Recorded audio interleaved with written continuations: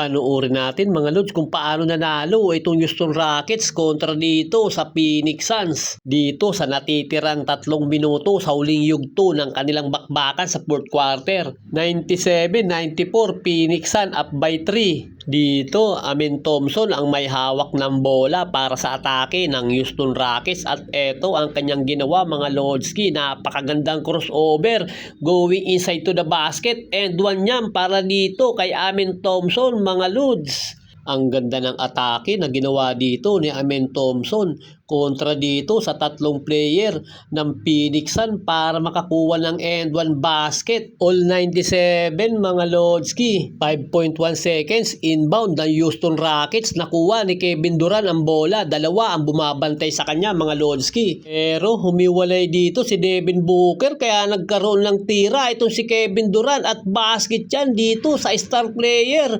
ng Houston Rockets mga Lodi. 97-100 up by 3 ang Houston Rockets at uwian na raw sabi ni Kevin Durant pero may natitira pang 1.1 seconds para sa Phoenix Suns mga Lods. Jabari Smith ang nag-inbound ng bola at ipinasa dito kay Devin Booker, alanganin pero nakuha ni Devin Booker pagbato kaso wala ng oras mga Lodi at kung pumasok man yun ay hindi rin magiging 3 points dahil nakaapak siya sa guhit. Talo ang Phoenix Suns mga Lodi. Pinaiyak ni Kevin Durant sa tira niyang yan etong Phoenix Suns mga Lods.